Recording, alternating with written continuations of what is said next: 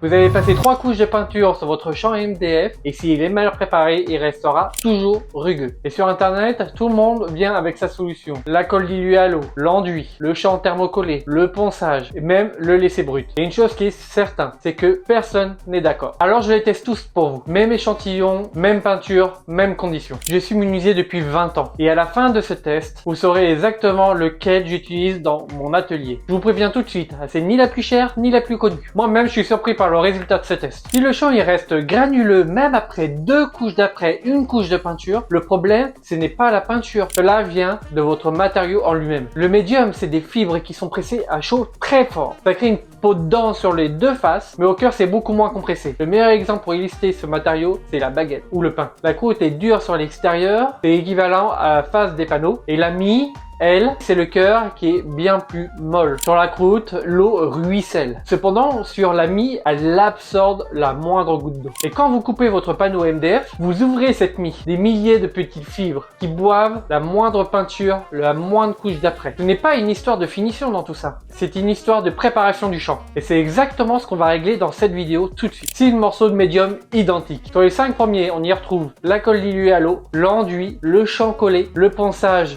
classique, le ponçage avec un glaçage et le morceau brut pour que vous puissiez voir la différence en direct. Pour chaque technique, on va regarder 4 choses. Le temps que ça prend, la facilité, le rendu final et dans quel cas je le recommande. On attaque par le plus répandu. La recette, la colle diluée à l'eau 50-50. Avant d'appliquer, je passe un premier ponçage au grain 150. Ensuite, j'applique le mélange au pinceau directement sur le champ. Ici, j'ai fait à la spatule parce que j'étais un peu tête en l'air, j'ai oublié mon pinceau. La colle pénètre en profondeur et en séchant, elle durcit les fibres. C'est tout l'intérêt de cette technique. Alors là, vous pouvez faire 2 couches, 3 couches, mais entre chaque couche, il faut passer un petit coup de ponçage au grain 120, 150 pour casser la surface pour que la colle puisse repénétrer à l'intérieur. Par contre, il faut compter une bonne heure de séchage entre chaque couche. Un piège à connaître, quand vous appliquez votre colle, il y a des risques, des bords sur les faces et si vous ne repensez pas ces traces, elles ressentiront à la finition garantie. Et là, tout se voit immédiatement. Après la dernière couche, un dernier ponçage. Le champ est dur et il ne boit plus, mais entre les couches et le séchage,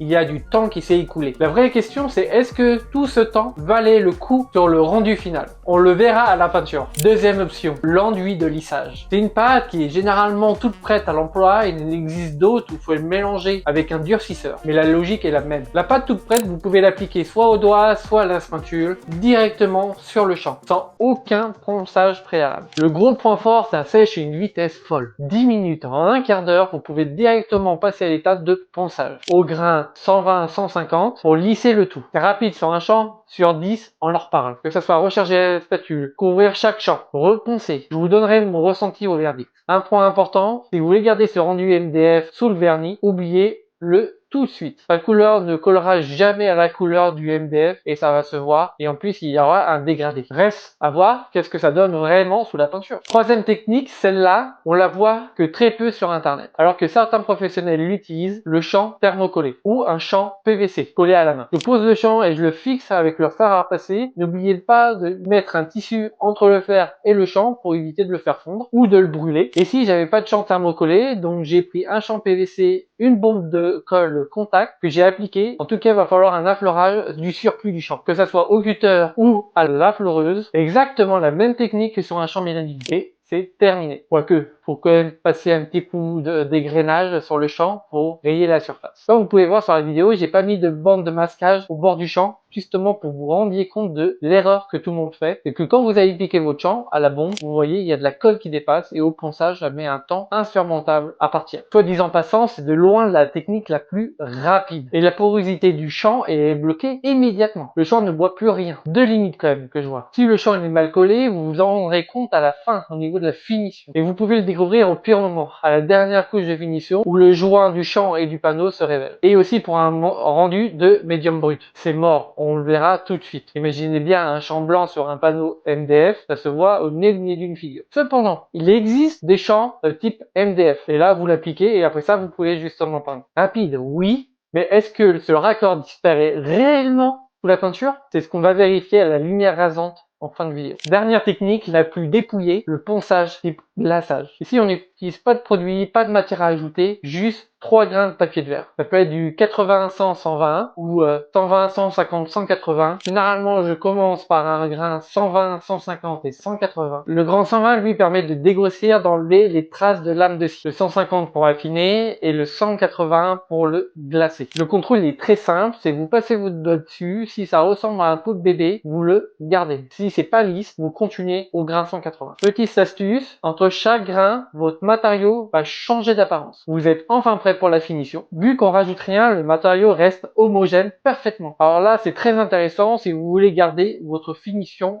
brute sous un vernis. Par contre, le revers, sur un meuble entier, avec beaucoup de chance, ça va prendre du temps. C'est la simplicité maximale. Mais est-ce qu'on voit réellement la différence aux 3 couches de peinture? La réponse, elle arrive dans un instant. Et le cinquième, lui, c'est un ponçage classique et rapide. On passe juste un coup de papier de verre de 150 et on arrête là. On peut apercevoir encore les traces de découpe de la scie circulaire, les traces d'usinage. Les fibres sont encore ouvertes. Gardez bien cette image en tête parce que c'est lui qui va nous déterminer si un simple coup de papier de verre suffit ou pas. Moi, je suis pressé de savoir. Et bien sûr, le dernier, là, on ne touche à rien, on le laisse brut et on verra bien ce que ça donne. Maintenant, la partie qui va rendre ce test vraiment honnête. Les 6 morceaux vont recevoir exactement le même nombre de couches. 2 couches après et une couche de peinture. Un égrenage au grain 240 minimum, 320 si vous voulez, entre toutes les couches. Entre chaque couche, 2 heures pour ma peinture. Mais pour la vôtre, regardez bien au dos de celle-ci qui vous indique le temps de séchage. Bien sûr, le test est étalé sur 2 jours réels d'atelier entre les temps de séchage. Et maintenant, c'est le moment de vérité. Nous avons nos 6 champs, la même peinture, avec la même lumière. À l'œil de loin, ils se ressemblent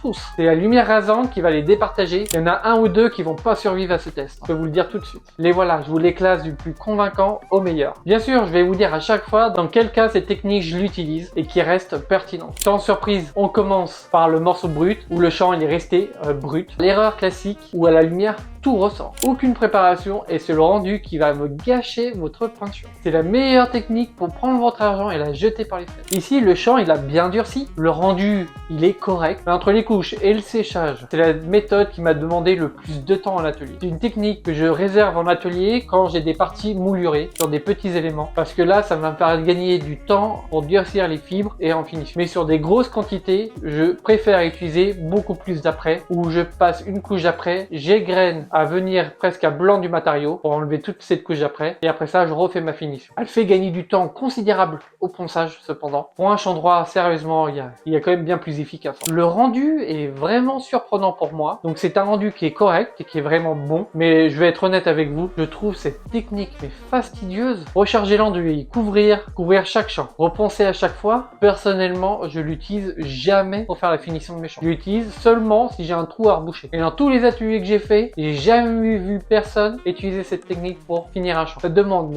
beaucoup de manipulation pour rien, pour un résultat qu'on peut obtenir autrement. La grande question pour celui-ci, c'était le raccord. Si votre champ il est bien appliqué, bien collé, on va rien voir. Et si à un moment, entre les 2 couches d'après, vous voyez quelque chose, là vous utilisez de la pâte à bois, de la pâte toute prête pour boucher. Mais généralement, s'il est bien collé, tout se passe bien. Donc prenez du temps pour le coller. L'inconvénient, c'est comme on peut voir, ça demande de la colle et du champ. C'est des matériaux qui ont un surcoût supplémentaire. On peut vite monter à 50 centimes à 1 euro le mètre. C'est vraiment trop cher. Cependant, c'est quand même la technique la plus rapide de ce test. À part le premier où on n'a rien fait. Elle a bloqué la porosité du MDF instantanément. En atelier, je l'utilise que quand le matériau il a une faible densité. Donc il reste très poreux. Et surtout pour les surfaces qui demandent une qualité de lac irréprochable. Un conseil dans ces cas, prenez un champ qui est lisse plutôt qu'un champ bois parce que le grain du bois va ressortir sous la couche de la peinture. La vraie limite, ça va être si vous voulez avoir votre MDF brut. Là, elle est complètement hors jeu. Les meilleurs rendus du test. Cependant, j'ai quand même un disclaimer à vous dire à la fin de celui-ci pour que je reste complètement honnête avec vous. Donc à la deuxième place, on va mettre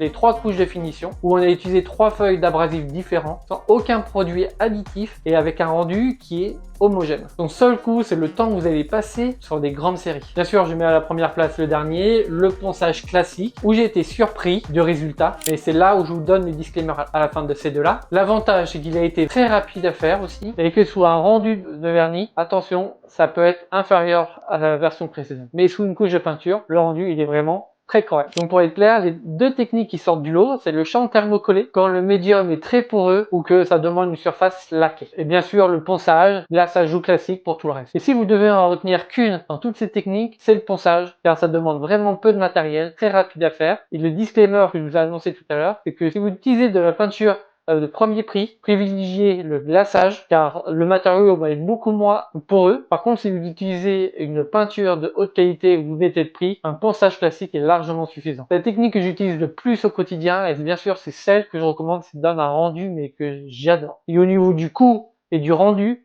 c'est celle que j'utilise en permanence. Elle demande très peu d'efforts. Juste du ponçage et du franchement, ça va. Maintenant, dites-moi quelle technique vous utilisez dans vos projets. Et surtout, dites-le moi pourquoi. Parce que là, c'est un test parmi tant d'autres, mais chacun a son expérience. Je lis tout et je réponds à tout le monde. Et si vous voulez avoir des tests comme celui-ci, en cas réel dans les ateliers, avec un verdict de professionnel, abonnez-vous à cette chaîne.